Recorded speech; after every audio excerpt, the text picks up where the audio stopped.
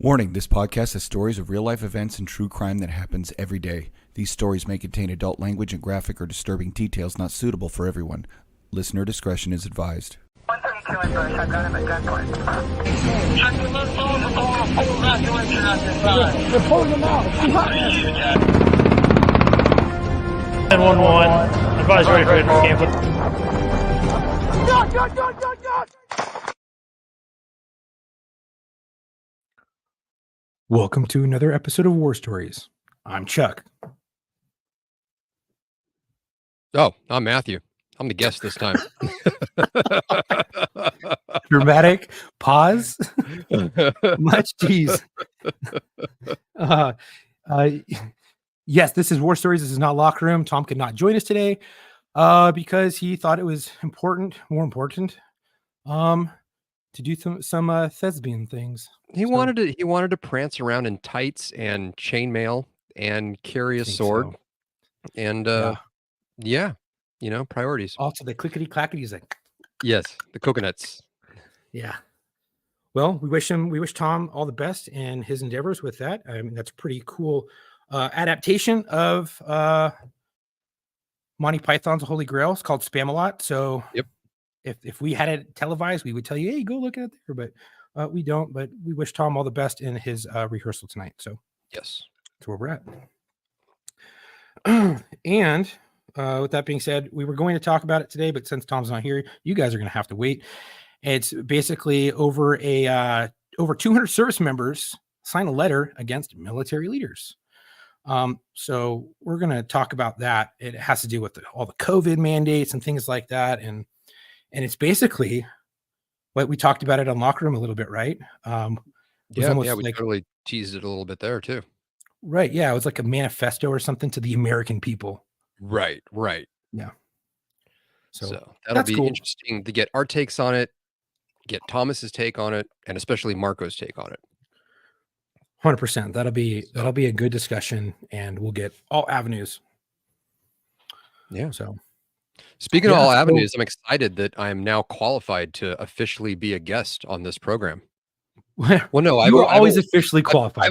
I'm a vet, but like now, like I'm like currently doing shit that I can talk about. So that's exciting. It's not just hashing out war stories from the mid 90s of, right. Tales of the High Sea. It's, Tales of the High Sea. It's current stuff. Matey. Yeah.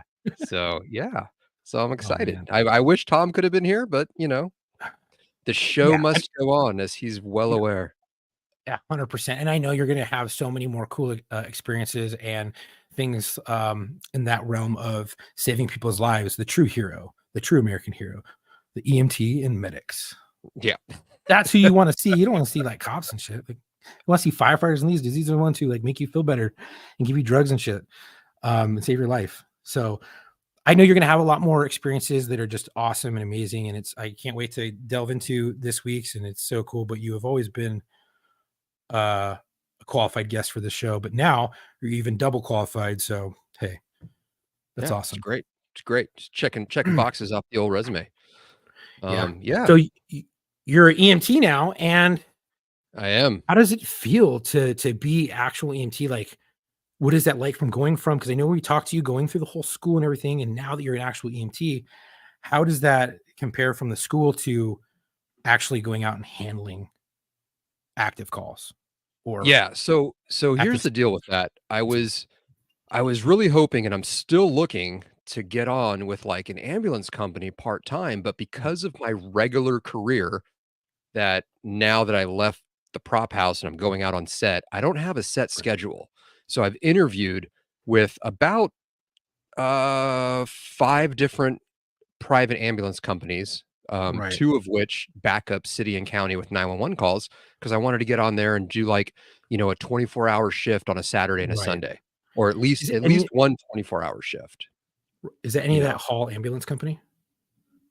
No, it was with AMR and Falk. So they were the only ones that were entertaining the idea of hiring a part-time EMT. Right. So I went in there and it's funny because I'd send in all my certs and licenses and FEMA classes I went through, and my experience so far. I go in there and sit down, and it's always been with somebody who's close to half my age who's interviewing me, which is funny because I'm almost 50. I'm 48 years old, gosh. so They're that's kids, funny. dude. Yeah, that's funny right there too. You got millennials. Yeah, Oh, and no, shit, probably zennials, dude. yeah. So I mean, the Maybe, most of them have been maybe. like probably like 30s, 40s, like right around Oh, there. millennials, for You sure. know, and so all of these I had to take like a little test because they want to see, you can go and get your NREMT national Right. certification and you get your state license, but they want to give you a little test, and it's Mhm. you know easy peasy stuff. And I go through and check everything off, and I've done really well in the test, and then the interview goes good and talking about it, and I lay the cards on the table. I go, hey, here's the deal. I'm in the union with the movie industry, and my schedule is not like Monday through Friday, 9 to 5 anymore. Right. It's, I could be on a show like, I throw out, hey, for example, February 14th, I'm flying out to the East Coast to do a set medic gig, and I'm going to Yep. be gone till April 3rd, and so Right. unfortunately, because of my career that I'm not going to give up because I make a shit ton of money doing that, they want somebody who can commit to, I'm going to work every Saturday, or I'm going to work every Sunday, or you're going to work at Dude. least 20 shifts each month. So, they said, you're looking for kind of like per diem work, and we just can't, Damn. we can't do that. And I get it. It's Right. hard for them to schedule because it's got to be, I got to have a partner with me, and Mhm. you can't just keep Yep. cycling me like, hey, when I'm available, I'm going to come in and grace you with my presence. It's not like I'm Yeah. a freaking paramedic yet or anything. I'm just a basic Right. EMT. So, And it's not like they have reserves where you can come in and just be a yeah, reserve whenever you're available. right. So what I've been doing, I had my first paid gig as an EMT at a Spartan race in November. It was November 3rd and 4th, which is like a Saturday, Sunday. Right. And that's through a company that basically does per diem stuff. You go on their web, you sign up with them, they vet you, and same application process, just all online, and they you upload all Mhm. your certs and whatnot. And then you just go on their job board and you pick what you want to work. And I saw a Spartan race, and it That's was awesome. it was about like 3 hours north of where I am. I'm like, ooh, I can get a little bonus camping trip out of this, and like camp in Right. my freaking rooftop tent and go work the Spartan race, and it'll be fun. With your air I didn't fryer. even I didn't even ask how much I was getting paid. I mean, I know You were just EMTs. excited to do it. Yeah, I just wanted to go do it. I'm not doing it for the money. Yeah. I mean, the set medic stuff, I'm doing for the money because that's stupid Right. money. But this stuff, I'm doing it just for the experience and just to get out there. And honestly, not to be cheesy, I just want to get out there and still serve, and Mhm. I'm not really going to get that in the set medic world because that's just like watered down, we'll talk about that later. Yeah. But yeah, so I get out there, meet this guy who's you know, the supervisor, and he's from Boston. He's a cool dude from Boston, right? Nice. And we click up right away. We hit it off. And so running me through stuff, and I guess I had this air of I've been doing this for a while because he never asked me how long I've been an EMT. He never asked me if I work Mhm. on a rig or anything. Just assumed.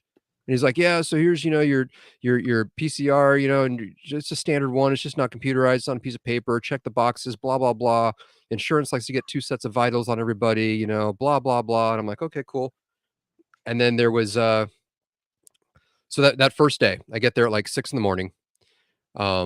There's him, there's 2 females EMTs in the tent, and then Mhm. there's 2 guys. This one guy who's was a Navy corpsman for a long time, and was linked up with an MEU. So he was doc. He had his Marines. He was actually out with the what are you guys' special forces? The Marsoc Raiders? yeah, he was out with Marine MARSOC Corps? guys. Yeah, did Those like dudes are 2 legit. yeah, did 2 tours with him and everything. So, and Oof. he's younger than me, and so we just start talking, Navy Gosh. stuff. So we hit it off. And so Right. he's like, "All right, dude, you and me, we're gonna run this fucking tent." I'm like, "Hell yeah, dude, let's go." And there was one other kid who was Mhm. 18. I think the ink on his EMT cert was still drying. I mean, mine was He's gonna be too, our but I runner. got I got life experience, Right. And then we have 3 people that were out. They're called rovers. They're out on the little UTVs, little side by side, like Can-Am type things. And they are the ones that are out there on the course, scooping up people and bringing them back to the tent. And then we're just stuck in the tent all day. And we have people that walk up to us, or we take over the people they bring. Right. So started out, God, it was like 6:05. The race hadn't even started yet. We get a call on the radio. Hey, medical, we got somebody just pulled up, right at the front gate. There was this old guy who was having trouble breathing. So the 4 of us run out there, and he's sitting in the back of the car. And head guy goes up there and he's talking to him, and he turns over. He looks back and he goes, "Hey, does anybody have a stethoscope on him?" And I'm thinking, motherfucker, you should. Like, we all should. And I go, yeah, I got one right here in my pocket. I got my. It's on me. It should be on me. He's like, listen to his lung sounds. I'm like, cool. So I listened to his lung sounds and everything. Dude, Said he had so prepared, bro. Yeah, and he didn't. 2 of the guys didn't even have flashlights. I'm like, here's my pen light. I got this flashlight, like, because it's still dark. It's like dark as shit out there. So I listened to his lungs and everything, and I'm just screw it. I'm taking over. So I start, running through, all the protocols, talking to him and everything. He was fine. There was nothing. His lungs were freaking totally clear, equal. And everything was cool. So I'm thinking like, okay, this is cool. It's like the race hasn't even started yet. And we already have this, old, Vietnam vet. He had a Vietnam vet hat on, so we chatted for a bit after that. Yeah. Cool dude. Cool old black dude. Just cool as shit. Was he just having a panic attack? He said he was fine, but his daughter insisted on bringing him up there. Right. So, he's like, yeah, I have COPD. And I'm like, man, your lungs are pretty damn clear for having COPD. Like, right. He sounded fine. So we're like, cool. And he's like, I don't need you guys. Like, thanks, but just, get on out of here. So that was the start of it. And then we get all set up in the tent. We get our little station set up. And for the first few hours of the day, there were people coming in with just like boo-boos, just like their blisters, broke off and they needed Band-Aids, or people were coming in and asking for Band-Aids before the race. And we were told by Spartan, their rule is we cannot pre-treat anybody. If we cannot hand out Band-Aids to you before the race on the off chance that you might need it, because it'll end up on the course and blah, blah, blah. So we're turning all these people away. And, so they literally came around and were like, can we have Band-Aids? We know we're going to hear. Yeah. Or it was like, go to the store. It was like, can I get an ACE wrap? I'm like, well, what's wrong? Well, nothing. But sometimes I'm like, no, get out of here. Like, I can't pre-treat you. Like, there's nothing wrong with you. I can treat you if there's something wrong with you. Go to Rite Aid, or like, your own. People coming over. Do you have moleskin? I'm like, how are you coming out here and not buying that for yourself? If you get blisters, or, do you have athletic tape? I'm like, no, we're not sports therapy. We're EMTs. Like, we don't do that. Like, sorry. This isn't dicks, man. Yeah. Like, I'm not going to tape you up with some K-tape or anything. Like, F off. So at 8:00, the ambulance for hire was supposed to show up. No ambulance shows up. Because we were going to have we were going to have a dedicated ambulance there, because we're all EMTs and we needed like at least one paramedic and a rig to transport any criticals. So Cal Fire was out there, the captain was out there, and he goes, apparently the race director, somebody at Spartan dropped the ball and requested an ambulance for Saturday, Sunday with this company on a Friday. And they were like, we don't have a rig for you. Like, so the day before? The day before is when they requested an ambulance, a dedicated ambulance to sit there all day. And they're like, sorry, we can't. Like a month. Yeah. Wow. So fire captain calls some other ambulance company and gets one out there. And he says, look, we're going to have these guys sit here as long as they can. They're not dedicated. If they get a call, they have to go. We're like, okay, cool. Well, guess who got a call at about 11:30? And we're out in the middle of nowhere. So these guys are like, they're gone, right? We're out by like San Luis Obispo area. They're going to take like an hour to get back. Of that. Yeah. So they're gone. Then at 2:00 or right around 1:30, all hell breaks loose. Oh shit. So we get our first critical come in, head trauma. This lady fell 8 feet head first, hit a metal pole, then fell another additional like 4 feet or something like that, and landed flat on her back. Ooh. Her friends decide to give her fistfuls of ibuprofen and acetaminophen. Ooh, cool. before our guys even got to her.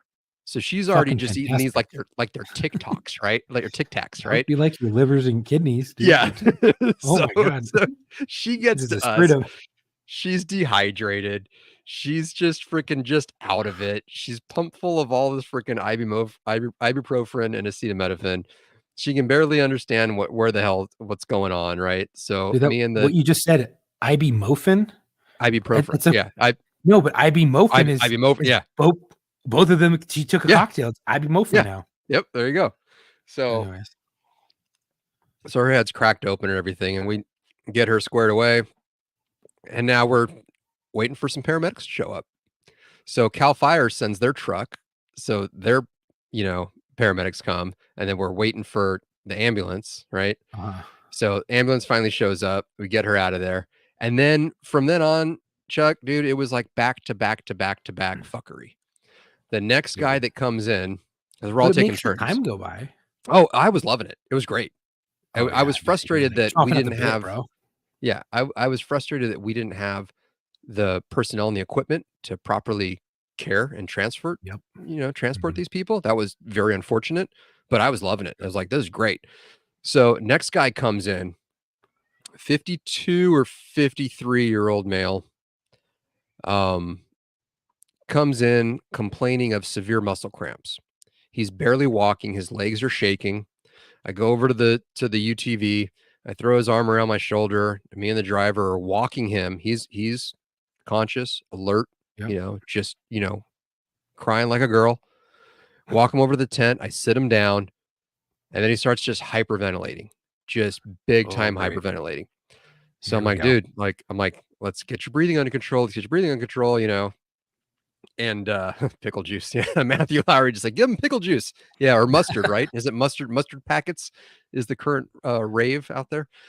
So he's sitting So there, weird. and I'm like coaching his breathing down. I'm like, come on, breathe with me. In through your nose, out through your mouth, in through your nose, out through your mouth, So now you're a life And coach. so yeah, and so now I get his breathing down. He's like, I need oxygen. I need oxygen. I'm like, no, you don't. Just breathe with me. Like, we're gonna calm you down. You just need to, cool your jets a little bit.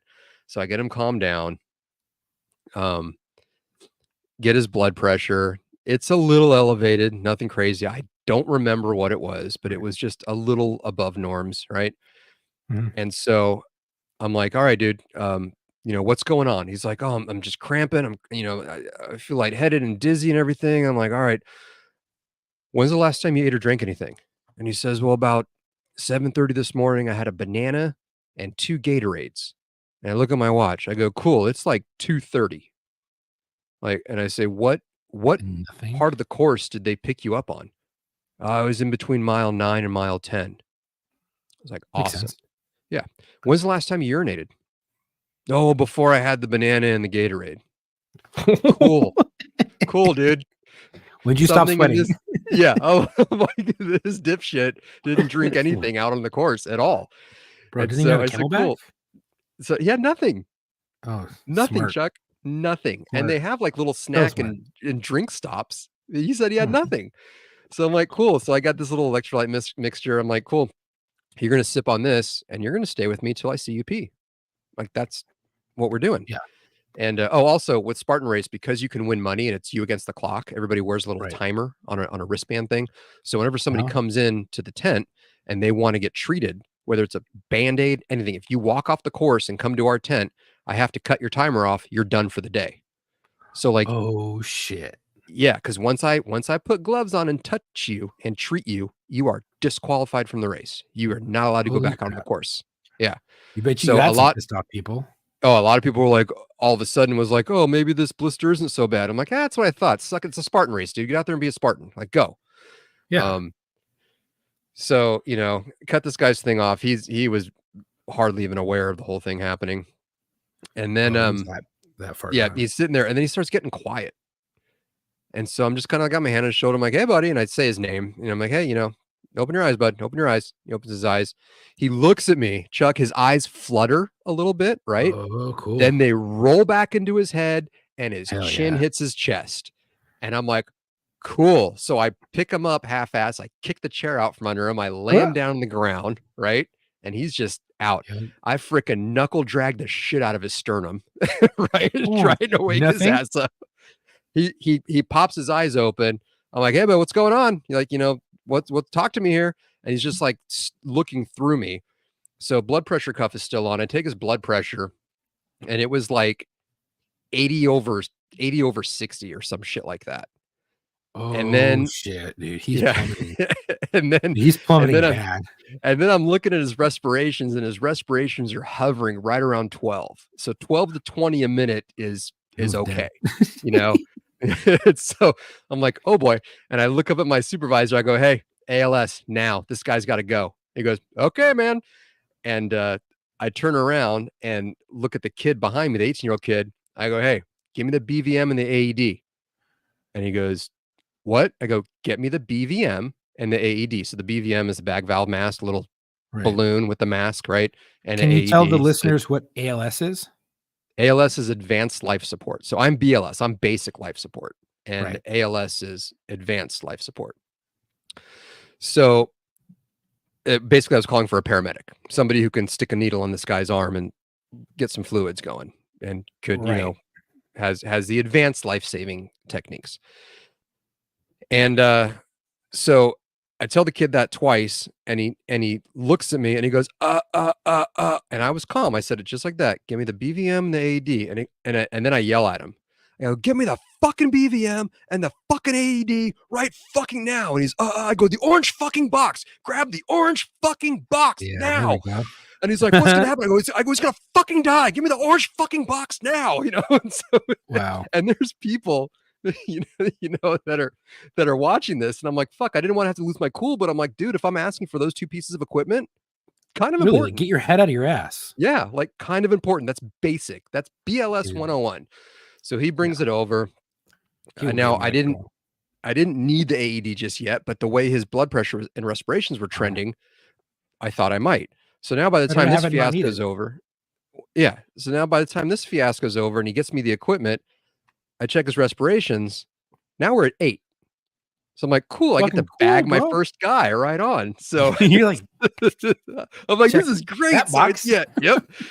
Boom. don't die, bro. 'Cause Make we're sure his here 'cause I airway's wanna bring nice you and back. open. I ask one of the Navy guy was working on somebody else who also was fucking on a highway to oh shit, because he ended up having rhabdo. Right.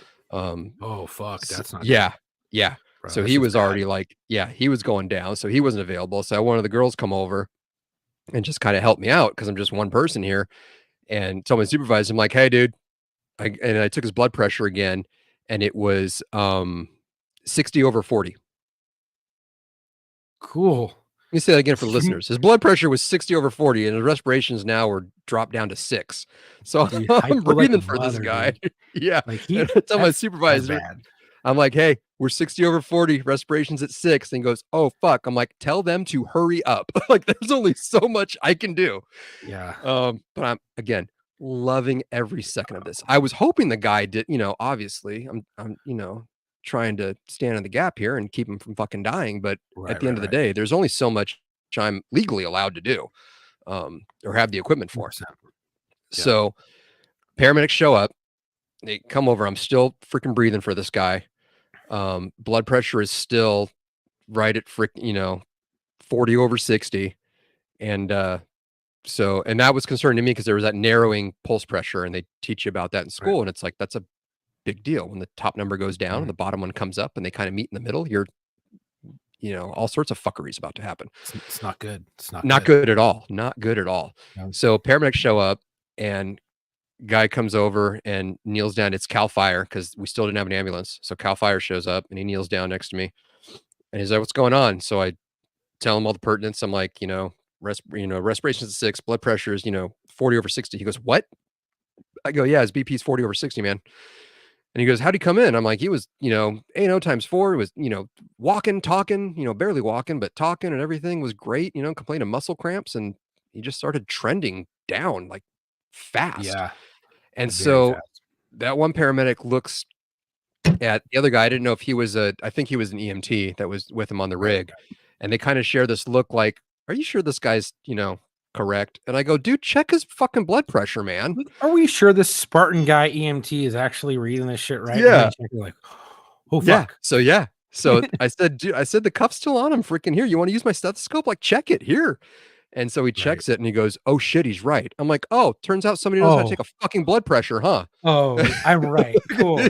Thanks for the vote of confidence, assholes. It fucking pissed me off. Like, I get it, you don't know me, but come on, dude. Right. Like the way I was talking and the way I handed off the patient, I know my shit, you know. Oh, dude, I've seen medics on rigs not speak as clearly as you just did. Yeah. So that says something. And I think it has a lot to do with maturity. Yeah, And, maturity in life. I mean, yeah. I've been through some shit. I've seen some horrible shit, you know. I can stay calm like that.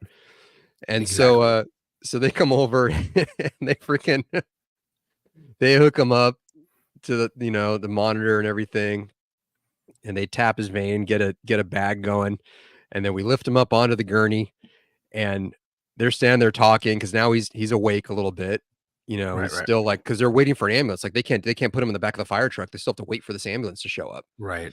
So we're kind of just standing there. I mean, you can, but yeah, I mean, it wasn't like life or death at this point. Yeah, I mean, they had to take the guy with bad, but it was bad. But the one ambulance showed up and they took the guy that ended up having rhabdo first because he was in a worse condition. Both of these guys were fucked, but the other guy were they able to start a line though right away on my guy. Yeah. So that helped a lot. Yeah, they tapped him right away, and he kind of perked up a little bit. But then I see him laying in the gurney, and he kind of lifts his head up a little bit, and he's got the the oh, I'm gonna throw up face, and I see him start to lurch, and there's the two there's the two Cal Fire guys on his left hand side where he's facing. And I'm like, oh shit. So I take one giant step. I put my hand on the right side of his face and just push his head to the left, just as this freaking total exorcist projectile clear vomit just barely misses the one paramedic. And he stops what he's doing and looks over, and I just got my hand holding his head while this guy's just freaking exorcist projectile vomiting still into the dirt right there. And he goes, bro, good looking out. I'm like, you're welcome. You know, like, I'm not a fucking idiot. Thanks, man. Not an idiot. Like, I could have let this guy puke all over you, which after the BP comment, I probably should have. Dude, I've done some shit like that in law enforcement where someone pissed me off and I was like, I'm not going to tell you this person has fucking double conjunctivitis. Eat a dick. I hope you get it.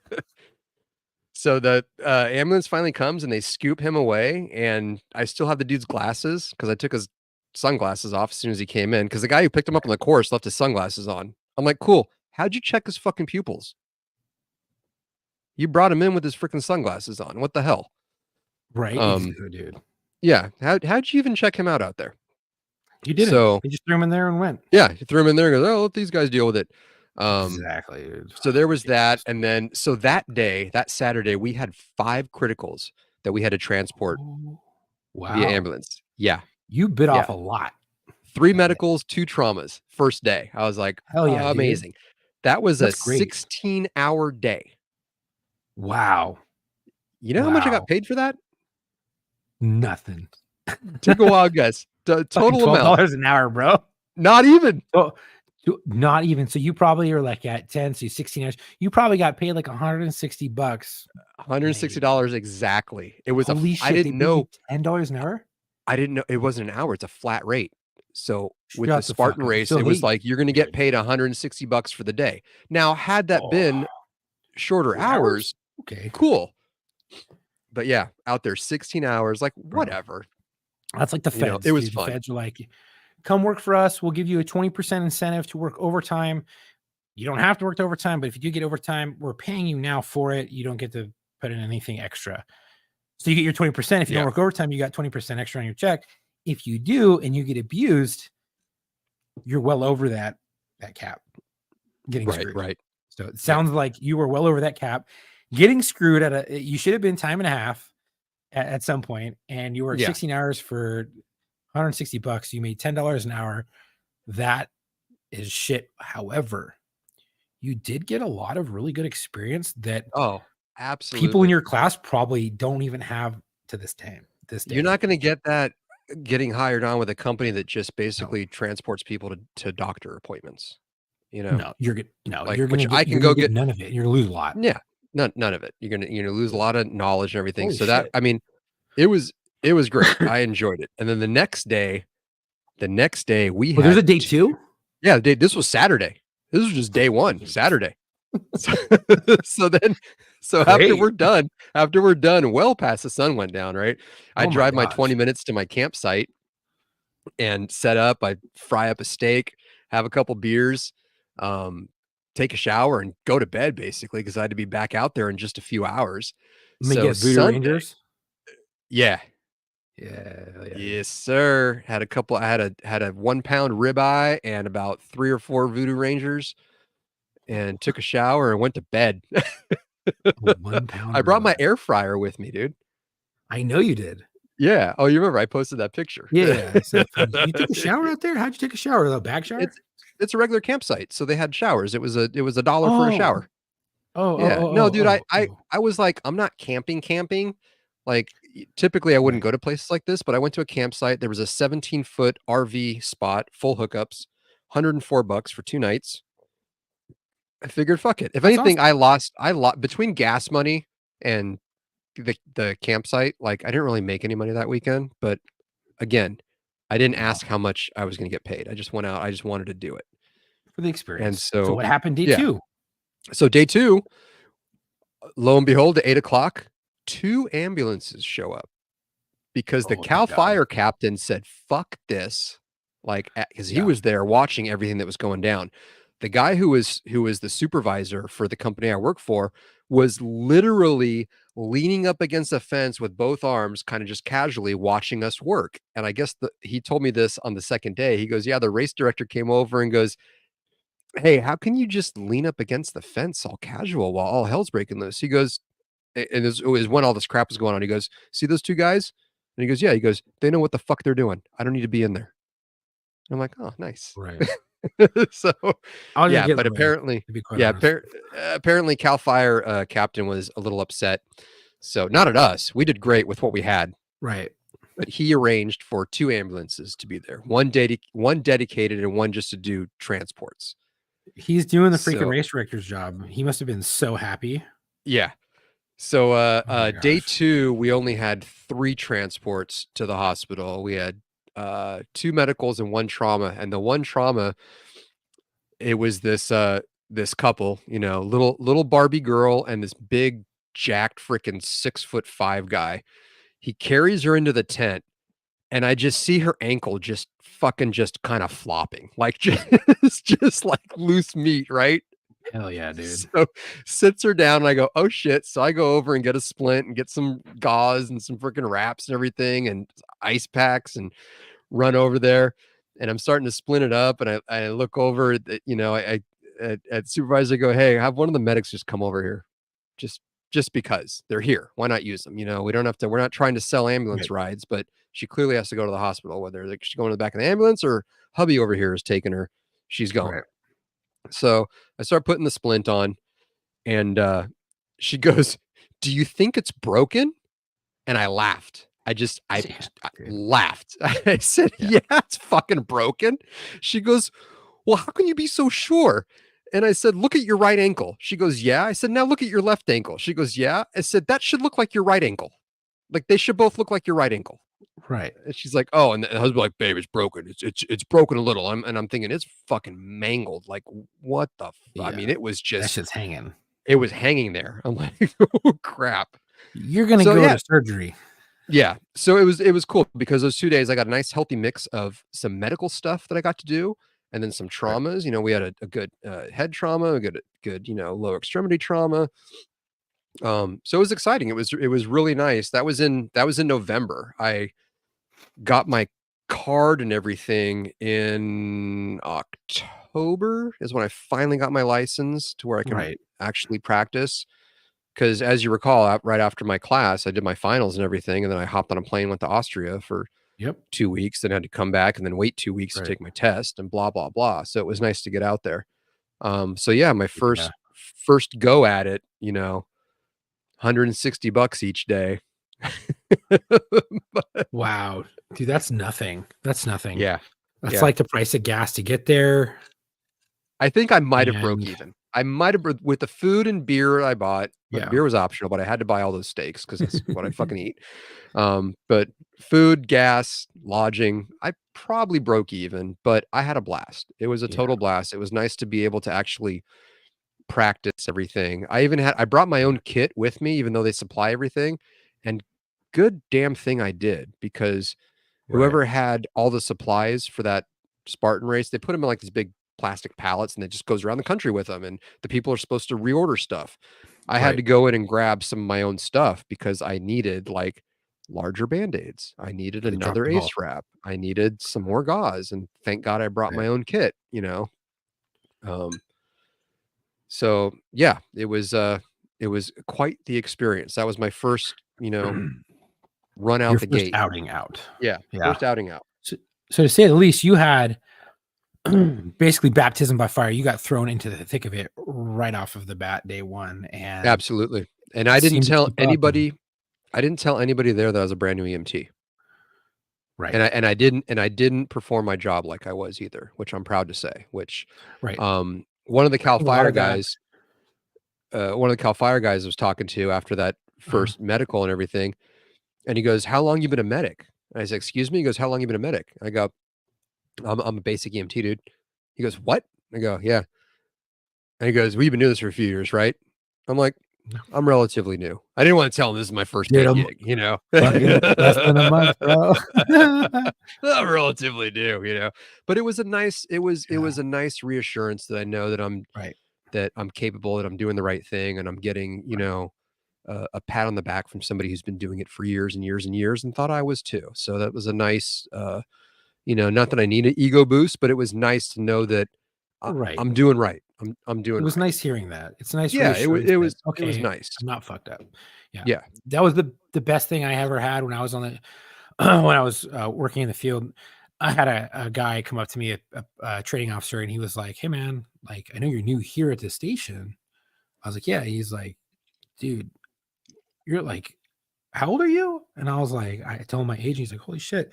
He goes, "So did you come on like right out of the gate? Like you have like 5, 6 years on, almost 10 years on, like something like that?" And I was like, "No, dude, like that's my second year, second and a half year. I'm home my third." And he's like, "Yo, you don't look like it. You don't act like it. Not at all." And I was getting that shit on probation, dude. They're like, Nice. "That's a probationer?" I was like, "Yeah." Like, "Oh, dude, he's just like a regular partner. Like, we didn't even know." Like, "Oh yeah, he's on probation, but he's got his shit wired tight." Like, and I think a lot of that has to do with the bearing from the military. Absolutely. And that carries over, even that short amount of time, 3 years, 4 years, it carries over into a lifetime because you live that structured way for so many years, it becomes a habit for the rest of your life. And Yep. it molds you into a different human. And I think a lot of that has to do with the military, and then your experience, your life experiences, that you've dealt with makes you that much more well-rounded of an EMT because you have all this shit going forward and the military to back it up. So Right. that's Yeah. awesome.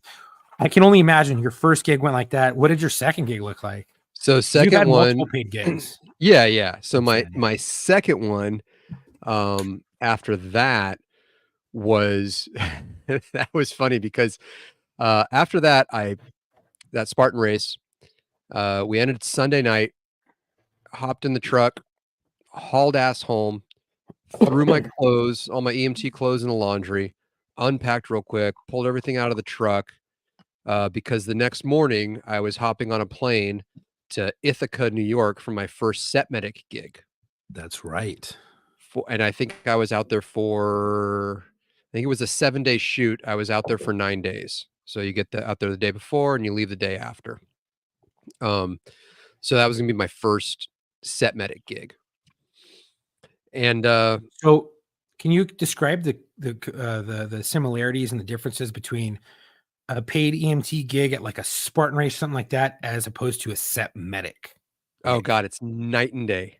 Night and day. So set medics are for television, movie, TV productions, right? And you're basically, not only are you there to respond to any said emergency, but you're also Right. like the safety officer. It's also on you to look at what people are doing and stop somebody before they do something stupid. You have the authority to be like, "Hey, dude, you can't put that ladder there like that," and the buck stops with you. And it's nice because the way a production crew runs, everybody's in a department. There's art department with props and set deck, and Mhm. then there's production and camera and sound, Grip. and there's the grips, and everybody reports to the top dog in that department. Set medic, I'm my own. I'm an island. I'm my own person. I don't report to anybody but the production manager. Because you So can't have that conflict of interest. yeah, I mean, if I'm speaking on my ass, let me know I'm speaking on my ass, but you can't have that conflict of interest, and especially in a position where you have to tell people that are in charge of the whole fucking thing, hey, no, stop. You have to be, it's like a range safety officer. You have to be Yep. able to, who cares if the chief is there? If you see something unsafe, you have to be able to call it unsafe and stop the whole thing, fucking absolutely. ceasefire, whatever. And I would say it's almost as similar as that, because you have to be able to tell people that are in charge of the whole gig, hey, pause, stop, this is not right, or this person is seriously injured, we got to fucking bounce, there's no like taking Right. this up, we need to leave, Right. Yeah. type of thing. And Am I right on that? you're absolutely correct. And it's also Awesome. was my responsibility before I got out there. I had to do research to see where the nearest hospital was. If Mhm. I need to call 911 for advanced life support to show up, who am I calling? That changes your way of treatment too. If you know it's 20 minutes out, you're like, shit. Exactly. So you have to know We're where supposed to all do the, that. where's the nearest emergency room? Where's the nearest urgent care? What's, who's, is it city? Is it county? Right. Is it volunteer? Who's responding? Where's the So best ingress egress? correct. So Right. I had to do some homework on all that, which I did before the Spartan race because I knew I was going to have time to do it, hop on a plane the next day. So yeah, so something like that. Typically, they don't travel set medics like they would hire a local person out there in New York. Right.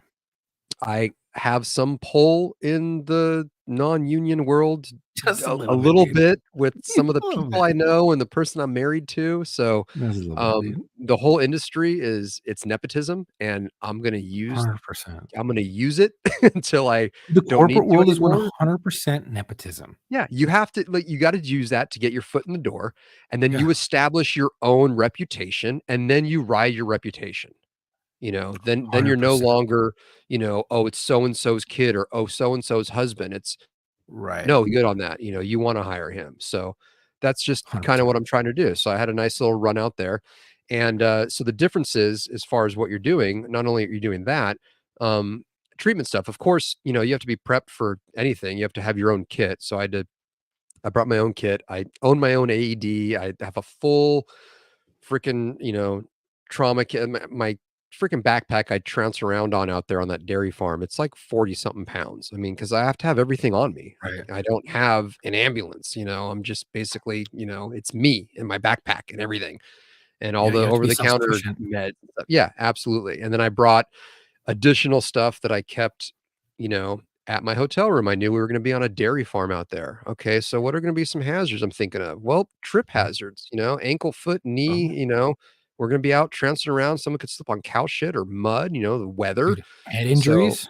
yeah, so I brought extra hand warmers and foot warmers, even though production provides those. I wanted to have extra ones. I Right. brought extra ice packs. I brought extra splints. I brought extra ace wraps. I brought, just extra stuff that I can just, shove in another bag to have with me out there in Awesome. case I needed to resupply on the run. So those 7 days filming, I handed out a bunch of ibuprofen, bunch of Advil, and I think I got into about 3 Band-Aids, Oh, so and that was it. relatively different than your first gig. Yes. Yes. Super, super boring because nothing's happening, but also good that it's super boring because that means everybody was safe and everybody was, Right. went home You're all relatively sitting there, uninjured. someone get Yeah. kicked in the head by a fucking cow. Someone get and kicked by a cow. and to be fair, the ibuprofen that I was handing out was 90% related to the previous night's drinking activities. That's what I was gonna say. That's what it was. That's what it was. Yeah. So, and then the pay is drastically different. As a set medic, you are so grossly, ridiculously overpaid. It's not even funny for what you're Well, doing. I wouldn't say it's overpaid. It's overpaid from what you were getting at the Spartan race, but you're getting paid true to your abilities. Well, okay, but I mean, look, I'm not gonna anybody out there listening, I'm not gonna say what it is. You can go on an internet search and see what a set medic makes in a Right. day, and uh, it's pretty ridiculous. It's in line with everything else in movie production, what you make, because you make good money working in the movies, and that's why Right. it's hard to get into, and that's why, everybody wants to do it. Um, but for what I did, yeah, it was a lot of just standing around and I mean, it's nice I could float around and talk to everybody. I talk to people above the line, below the line, Mhm. and by above the line, below the line, I mean like production. Like I could talk to, talent, producers, directors are like above the line. That's, if you imaginary an Right. imaginary line of a pay separation. Right. And then below the line is the crew. I'm below the line, Right. when I do this or when I do props or anything. But it's nice I don't have any loyalties or allegiances to every average is $20.40 an Yeah, I was hour, gonna say Matthew. that's what Uh, Matthew said. no, no, No, wait, no, it's a little bit higher, buddy. it's what, And you're forgetting per diem and yeah, travel. yeah, no, That's where Matthew, you make you your are money, man. send me a message on my Instagram. We'll chat. That is Well, not anywhere near the no, average hourly for a set medic. especially not coming from California, dude. Yeah. If I was to go let's put it this way, as a law enforcement officer with a few years of experience, I mean, I only have a decade of experience under my belt plus. But if I was to go and do like a job where someone needed me to run security for the night or for the day, like private security, like bodyguard type of shit, right? My base starting is $60 an hour. Why? Because that's what I make on a regular day. Yeah. Most people who do like that type of personal security or they do some sort of set medic, they're going to get paid comparable to what they would be making if they were making like a high amount at like a fire, like a county or a city type of thing. Or they're going to be making 10% more than that. So a lot of jobs I would get paid 75. There's a lot of jobs out there that I could get paid 75 an hour or 80 because you are getting paid for your skill level. Because they can go grab any Joe Right. Schmo off of like a guard card or whatever who whatever and pay them dirt cheap, right? But because they want comparable people, they pay higher than that, and that's kind of what you're getting with these set medic gigs because you can't be a moron because if something happens, there's a famous person you're dealing with. You're done Yeah. if you let that Yep. person die. And here's the deal. I've heard a lot of horror stories about set medics that have been doing this for a while that, Right. are, out of weight, out of shape, overweight, sleep, play on their phone the whole time, sit in a corner in a chair, can't find them, sit in their car. And I'm like, God, at the very least, you get to wander around a movie set and just kind of watch that Right. magic happening, which sometimes it's fun, sometimes it's not, but But you have to make yourself available and visible. yeah. And so my first set medic gig, I'm out there and I didn't tell anybody. Some of the producers that hire me because they're, because my relationship with them knew it was my first gig. But uh, I got comments from one of the camera crew guys, the Oh yeah. director, and a couple of the other, like a grip and somebody else, and they all basically kind of said the same thing. Said, you're the most hands-on set medic I've ever worked with. And I said, well, what do you Just doing my mean? job. I said, I'm just here. And they said, no, like we always see you, but you're never in the way. Like, Perfect. yeah. And I'm like, that's what I'm Fucking supposed A to be plus, doing. bro. Like, yeah.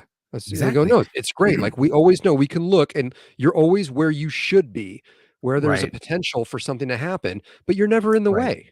And I'm like, You have well, good common sense. yeah, yeah, there's that. I Um, dude, that is my pet peeve. When you have someone who's new, or it doesn't even have to be new. They could just be a shitty fucking officer, right? And you deal with these people and you run on a scene and it's a hot scene. You don't want to have to be delegating. Hey, go do this. Hey, go do that. You want to be like, hey, this is what we got to get done, and everybody go. You divvy out the assignments. Hey, go. Or you don't because it's that fast moving, and you're like, hey, this is what we got. This is what we got to do. Then people start calling out, I'll do this. I'll do this. I'll do this. And because everybody's gelling and you work with these people for such a long time, everyone's gelling. Then you get this other person in here who's just really bad at his job or brand fucking new. And they're like, what do I do? And they just stand there waiting to be told what to do. And that is the biggest pet peeve. And for people to come on the job, whether it be fire, police, which includes medics and all that stuff. If you have to be told what you're doing, you're probably in the wrong line of work. Yep. If you don't have to be told what you're doing and you just kind of go out and do it, you have you're going to be a natural at the job. Like you're still going to have to learn things and do things, but you're going to be so well-rounded at this job prior because you common sense, you think calm under pressure and under stress, military. And that is going to be such a big stepping stone for you. And it's going to help you so much in your career because you're not an idiot, right? You have common sense. Like it's not that difficult. Yeah, it's really not. Yeah. No. So you have the training. Yeah. So cool, dude. Did that, got back home, went and did a Tough Mudder. This time I was the guy out on the golf cart driving around. That was the one in Vegas, right? No, that was the one in Lake Elsinore. Oh, okay. I was in Lake Elsinore. That was fun. I got on my own little 4-wheel drive go-kart, and it was with the same guy from the Spartan race that was running it, right? Oh, so I link up with him, and we had to go out there on a Friday for $25 to just hop on the cart and drive the course, and which was nice. I got to get out there and see where all the obstacles are and where everything is, and we have our map. And he's like, "All right," he goes, "Everybody, you know, I don't care what zone. There's 4 zones. There's 4 of us, and there's 4 zones that we're going to cover." And I look at him, I go, "Hey, what do you think if I take zone 1, just so I can stay near to the tent where you are, because you don't know who's going to be in the tent, right?" He goes, "I was actually going to have you just be zone 1." He's like, "You're going to be my rover, because there's like 2 obstacles away from the tent, and the last 4 that were by the tent." He's like, "We'll handle all those." He goes, "I just want you everywhere on the course." He goes, "Just drive around all day." He goes, "Do whatever the fuck you want and just tell me where you are." And I'm like, "All right, cool." So I was, hanging out, and a couple times I had to get called back in the tent to help because we had like 5 brand new, like still had, tags on their pants, EMTs. Which, hey, that was me not too long ago, but these are kids. They're also 18, 19-year-old kids, right? So I'm out there driving around, and I hear somebody get a call for like, "Hey, zone 3, go pick up this person, blah, blah, blah." So then I zip over to zone 3 and I radio back in like, "Hey, I'm going to stand out here and cover zone 3. He's like, "Right on." So I was doing what I knew needed to be done because my zone was like non-existent for, it was like the first mile of the race and the last mile of the race where there's really no obstacles. Right. So that one I happened to be right place, right time for 2 critical calls. One was one was a hip fracture. Later to be found out as a hip fracture. I thought it was a hip fracture. Turns out it was a hip fracture. There's this obstacle that's like a half pipe that you have to run up, right? I've done it. And it's so that I forget the name of it. They have all these funky names, right? But it's Like basically it's a 53-foot semi-trailer that the side of it folds down and creates this half pipe. And so people run up, and typically there's people up top, and they have their arms down to help their friends up, because Tough Mudder isn't about you versus the clock. It's team building. It's helping each other, no person left behind. So this lady who was 60-something years old scampers up this, misses her friend's hands, plants her foot, twists sideways, falls about 6 feet right on her right hip, right? So I haul ass out there. I drive right up to the ramp. I get out. Now here's the kicker, because I was like the rover, and they were ill-equipped for all of our carts. I just had basically a pediatric backboard, which is about maybe 4 feet long, like nothing, right? And also my AED had to get taken because they were short an AED somewhere else. So I'm like, cool. So I rolled AED. No. The one they provided that for my cart had to be taken. No, I wasn't going to bring mine out there in the freaking dirt. And so And so I roll up there and I see this lady laying back, and I knew it was a possible spinal injury. So I get on the radio. I'm like, hey, I need one of the other rovers, like get over here with a full size backboard. I need you now. And so I'm talking to this lady. There's a woman leaning on or kneeling down on her left side and a guy kneeling down on her right side, like by her knees. I come over, Yeah. kneel down, introduce myself, start talking to her and everything. She says it's her right hip.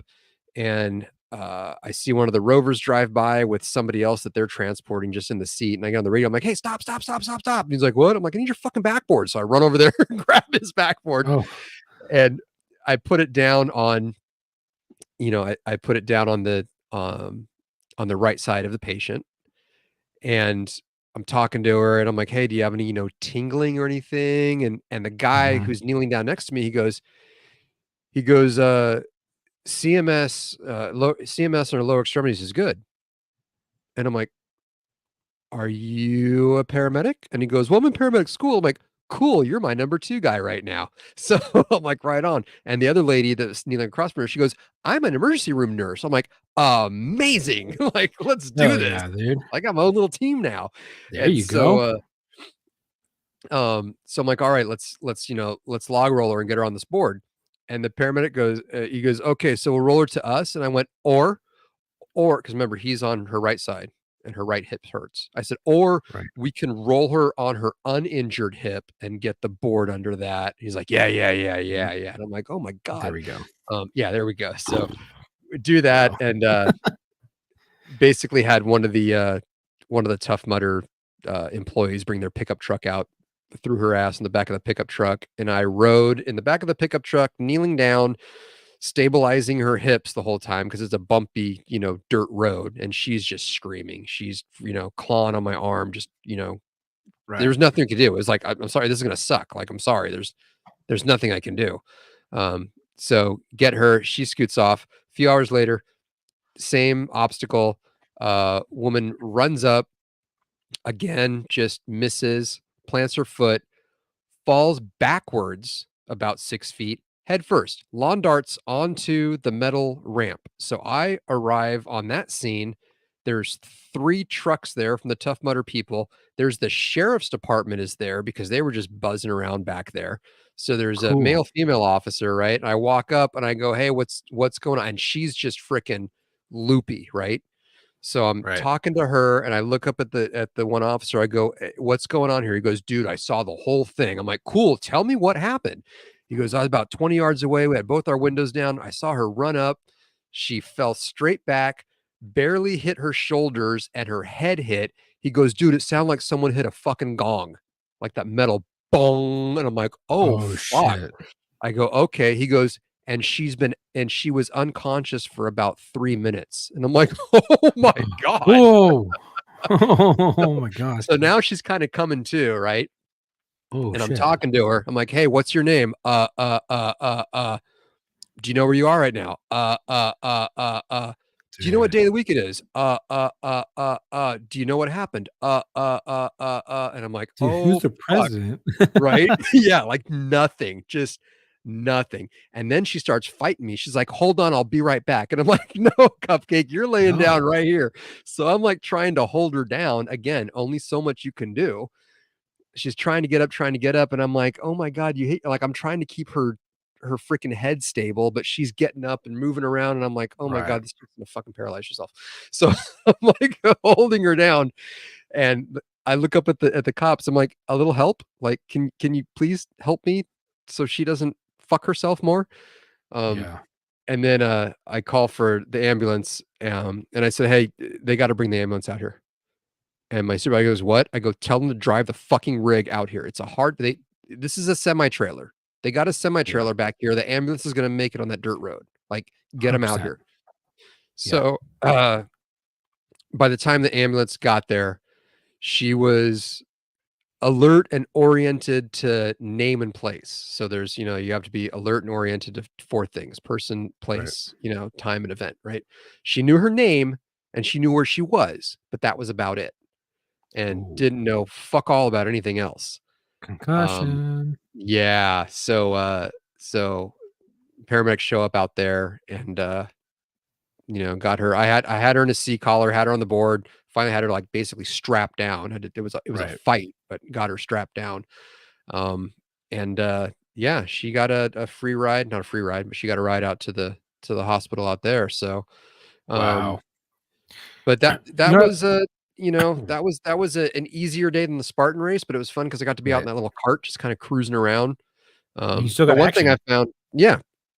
And like I had a little yellow blinky light and my horn didn't work. So when I'm driving emergent to these two calls, like I'm hauling ass, I'm going like hauling ass 25 miles an hour, but I'm Right. on the course. You can't drive off the course. So I'm yelling at people that are just waving at me like, "Hey, Mr. Medic." And I'm like, "Get the fuck out of my way." Like I have a place to be. Like it was so Right. frustrating, it wasn't like I had like a siren or lights or, I basically was just yelling, "Move, move, move."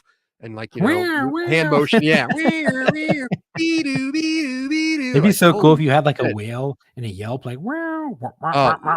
I'm gonna do another one of these, and Cool. I'm gonna get one of those stupid little freaking megaphones that you can charge Oh up yeah. that has the little siren thing so I can yell at people. Cause I was like, the fucking horn doesn't even work. I couldn't even honk at There's people. some Bluetooth ones that you can have suction cups and you can just boop stick up the light and stick Yep. up the fucking like the microphone, I guess would be like the Little megaphone. megaphone. Yeah. And yeah, they make them to where you can stick them up there and you can put the other one up and it's all Bluetooth. Operates off your phone, hit the lights and then hit the fucking sound. It's like Nice. you dude get that and just stick it up on those like golf carts and be like, there we go. Even as a There set we go. medic, everywhere you drive, boom, hit the lights. That shit would be so awesome. But they make them. Okay. I'll have to check that out.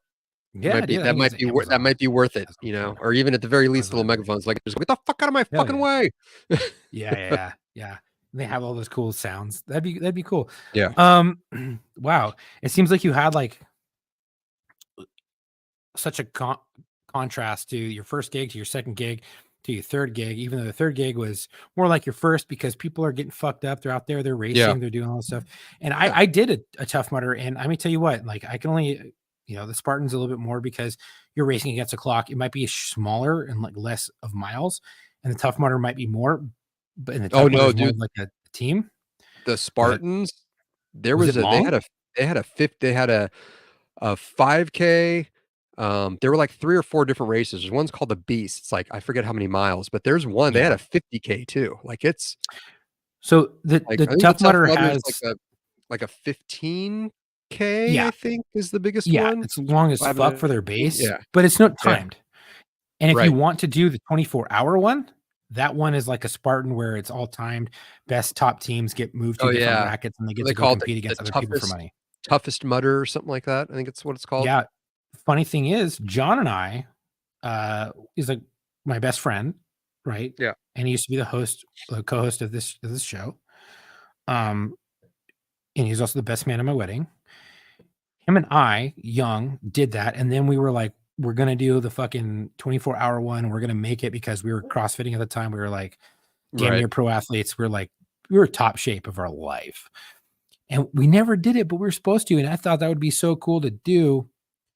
And it just never happened. Thank God it didn't, because we probably got fucked up, to be quite honest. 'Cause that shit's gnarly. Like we did Yeah. our Tough Mudder, and one person got injured, but at the very end, and we helped her through it. And she was a trooper the whole time. And the last obstacle, if they still do it, it's the electric shock therapy. Yep. They You still run do it. through, and it's the dangling thing, dude. Yep. That shit wraps around your leg, and you get zapped Oh, because they're yeah. all off timers. So the first one goes off. So if you're at the very end, you have about 2 seconds to get through before it starts. All the relays start resetting and start zapping. Yeah. It's on a 5-second timer each one, and you hear that shit. Oh, You yeah. don't even That's feel right. it when it hits you. You just drop because it's so like strong. I literally face planted in mud doing one of those things because they're scattered throughout the course. There's like 3 obstacles that have electric hot wires down. One wrapped around my forearm, dude. It hit me so hard. I face planted and I was like, "What just happened?" Mud all over my face. They have a tear gas tunnel you crawl through too. Oh, that's new. Yeah, it's called So- Crybaby. Oh my god! So when we did this 13 years, 14 years. No, Okay. I have 12 on. was before the police department. So 13, 14 years we did this, and it was brand new. Tough Mudders were new. But we did not have that gas chamber, bro. That would have been amazing. Yeah. Because military guys walk through like, Yep. everyone else is like, "Ugh." Yeah, and as a matter of fact, they had to have like there were a couple obstacles where they were required to have one of the EMTs just sit out there all day. Because if there Holy was a shit. respiration That's great. hazard or a shock hazard, and yeah, For sure. so Because people but with yeah, asthma and shit like that. Now, correct. so I'm sure you've had obviously more gigs than Yeah, I had 2 since other then. set medic gigs for a Hallmark show. That was again, the only thing was there was one guy on the crew who came up to me and he goes, "Hey, I like to tell every set medic that I have epilepsy." I'm like, "Cool. Do you have some Oh, man. medication, like little nasal plunger there for just in cases?" He goes, "Yeah." I said, "You got an extra one on you?" And he goes, "Yeah, I got one in my car." I said, "Would you mind if I hold on to that till the end of the shoot?" And he goes, "Yeah." And I said, "What are your onset symptoms? You get a little like, foggy brain, start talking gibberish shit, and deja vu." He goes, "Yeah, exactly." I'm like, Bro. "All right." And he goes, I said, "Tell me about your seizures." And he goes, "Well, I just kind of like space out and zone out." I said, "So you have absence seizures?" He goes, "Yeah." I'm like, "Okay, cool. I got you." He goes, Dude. "Man, you're the first like set medic that like rattled all that stuff off to me, man." And I'm like, "Well, it's basic stuff, man. I got you, man. Just go get me your little plunger and I'll keep it on me. I'll give it back to you at the end of the day." Dude. So I know you're a super humble guy. And you're like, it's basic shit, right? Because you have common sense. And you're like, it's basic. This is what I was taught. This is all basic stuff. Yeah. However, it is not so basic in commonality. Like, there are so many people out there that are garbage. And that gentleman that you were talking to has experienced that. Right. I am so excited to see your journey in this field, even at this infancy stage, like where it's brand fucking new, to see where you're at in not just a year, but 2 years, 5 years, 10 years down the road. Yeah. Because you, sir, and not to stroke your fucking ego any more than it already has been, but just to do it a little bit more, you are so well competent in this field already that you are going to go light years, leaps and bounds ahead of everybody else in this field because you were so competent. Not to mention, you can also basically relate to the older people in this field that are most Right. of the directors, most of the head dudes, and you're going to have that rapport. And this, I used to see this in the military all the time. The dudes who'd come in, they were like in their 30s and 40s, and they're like, "I just want to serve because I didn't have the balls to do it when I was younger. I want to do it now," and they do it, and they end up being like some of the top dudes in the military because they have the maturity and all this other stuff. They know what they want in their life, and they go out and do it. And that's exactly what you're doing right now. Is you know what you want in life. You know how to implement it. You remember your training because this is important to you. You know how life and how dire it is, how a split second can change someone's life, even if Right. it's just something is super small. So you get that and you understand it. You're going to go so far. I think right now, mark my words, you're going to go so far in this field, and it's going to be amazing to watch because the things that you've already said, I'm like, holy shit, dude. Like, it's like you've been doing this job for 5-10 years. You are so competent so early on, and it has everything to do with your upbringing from the military, everything else you've experienced in your life and where you're at in your life, knowing exactly what you want and having that common sense, because common sense isn't so common. That's It's- true. it's really It's not. unfortunate. It's really Yeah. not. True. Yeah. It's unfortunate, but there's a lot of retards out there. Excuse my Yeah. language. There are a lot of fucking stupid people. Yeah. Yeah. So, Yeah, I mean, agree. you shut up, John. Get out of here, dude. I already talked about you. Get out of here. Anyways, but I just think it's gonna be really good to watch you and see you propel your career in this field. And I can't wait for you to do well, one, I can't wait to hear the rest of your stories. And two, I can't wait to hear what you have going on in this next venture of your set medic career. Yeah, Because that it's I know not you're something it's- personally excited about. Dude, I'm so excited about this, and I know we're running long. Sorry, Tom, we're running long. Is what it is. However, I think this is important. I am so like invested in this shit for you because you were doing something that I've always wanted to do. When I was in high school, I just graduated high school. And I know John knows who I'm talking about. A kid who used to hang out with him was Preston, and he used to do motocross and all this cool shit. And I think we were in our senior year. I was getting ready to go in the Marine Corps, and John's getting ready to go in the Army. Yeah, I'm not lying. And so we went to this poker race. I guess it was like a fundraiser for not just the school, but for a couple other things. And a friend of ours, Garrett Robinson, got fucked up in that, right? And that was the first tragedy of the weekend. And next thing I know, me and my buddy Preston we're out there and we're showing support for everyone in racing. And so we're just out there in an off-road truck, Tacoma, and we're just cruising, we're off-road, and we're having fun, hitting the washes and stuff like that, just fucking around. And we come across a rollover, and people were ejected. Shit was everywhere, and we had just witnessed it. We're like, holy shit. We start treating for shock. We call in a life flight. Long story short, we stabilized both of these were two high school kids. Me and my buddy Preston, we stabilized two people who just been ejected from a side-by-side before they were a thing. Like it was like a gator, one of those John Deere gators. Yeah. And they flipped it, tanked off their mind. And one guy was paralyzed. I knew right off the bat. So I started treating for shock before I even knew what treating for shock was. My other buddy was talking to the other guy. He was freaking out. His wife was he's like, my wife's going to lose her mind, this and that. He was fucked up, but he could still feel his feet. The other guy could not. He was paralyzed from the waist down.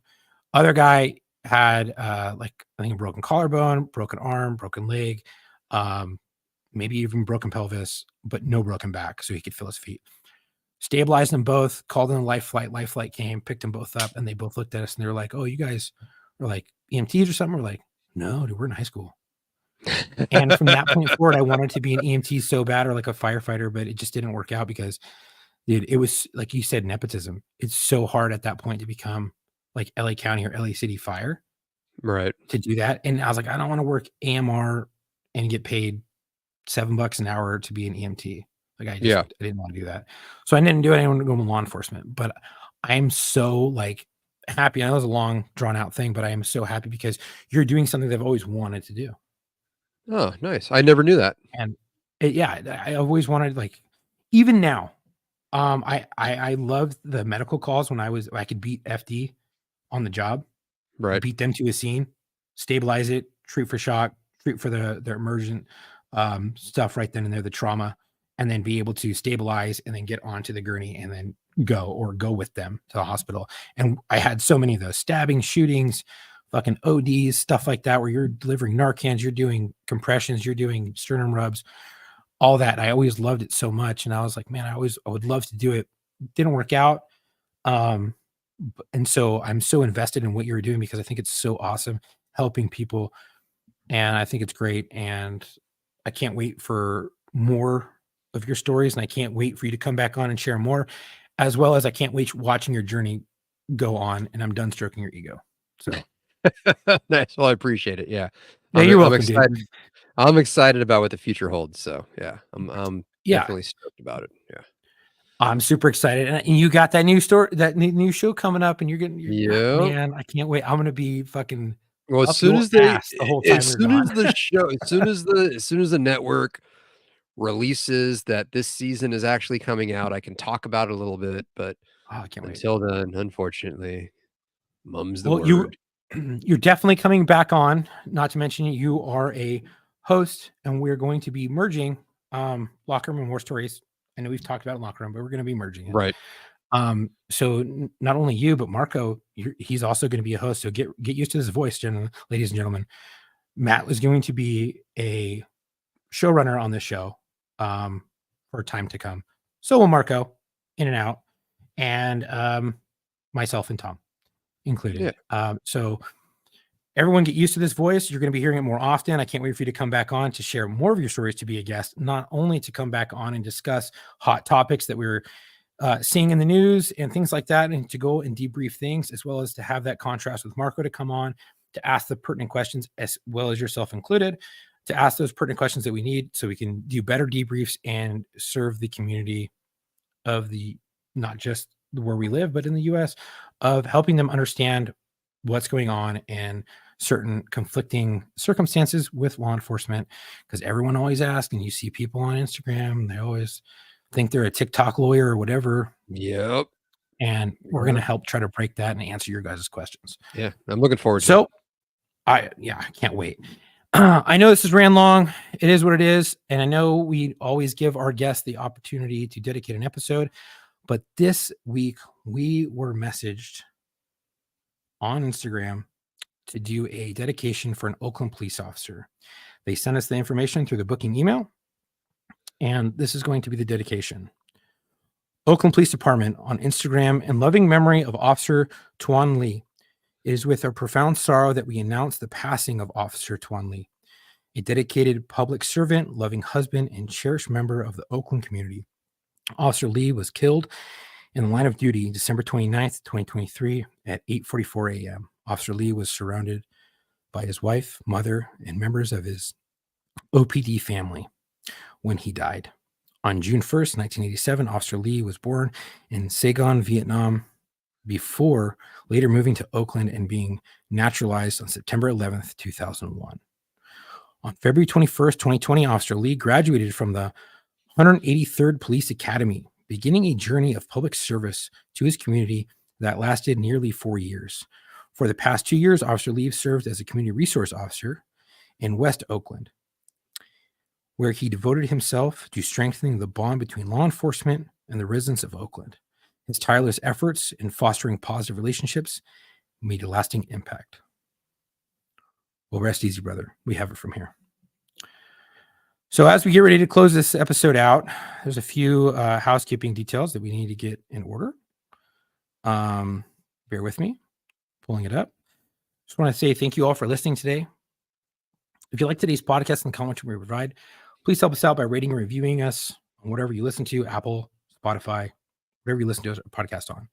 Our podcast is available on all major podcast streaming platforms, as well as on our YouTube. If you already follow us, please like and share our posts and to help us grow. It also helps the algorithm, all that other fancy mumbo jumbo. Please follow us on our Instagram at war_stories_official and our Facebook at War Stories Podcast. And if you already follow us, please like and share that info. You can also support us by going to our website at www.warstoriesofficial.com. Again, that is www.warstoriesofficial.com. Grab some gear. The two of you that have stuff pending, getting sent out, don't worry. I'll give you your tracking information, all that stuff soon. I was sick. I didn't want to mail it out when I was sick and everything in the holidays. So I'll throw you in some good shit in there. Maybe a free patch, maybe a free shirt. Who knows? We'll see. We'll see. But I feel bad that you guys have been waiting this long, so we're going to get it out. If you think you have a story you want to share, or you want to be a guest on the show, go to booking.warstories@gmail.com. And if you forget that, link in the bio on Instagram and Facebook, you can find all of our socials, our media, and our emails. We are always looking for veterans, law enforcement, firefighters, and medics, but also corrections, dispatchers, and nurses. If you have a friend who you think would be a great fit, let them know about us. Give them our booking email, and we can get them booked on the show. Thank you for the support, everyone. Stay safe.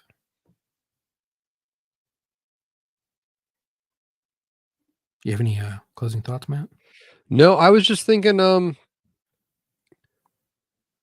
was trying to find something to close this out with, but I don't think there's a pre-made, because I'm kind of running the board tonight, and I think we just gonna have to end it. But no, it was a pleasure being on here in this capacity. Absolutely. It's a nice change of pace from the shenanigans that goes on the other side of the room in the locker room.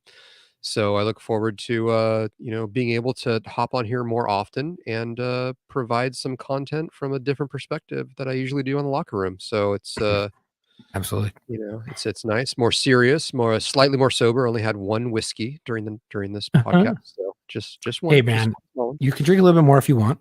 It's cool. I mean, after a couple, like the whiskey, it whispers to me and it says, "Now you should tell everybody what you really think," and that could be bad. 100%. So so we'll just leave it to one. We'll just leave it to one. It is what it is, man. Well, thank you so much for coming on. Thank you for being a great guest, and thank you for coming on and guest hosting with me. We wish Tom the best of his luck in his tights and chainmail and singing songs and all that. Yep.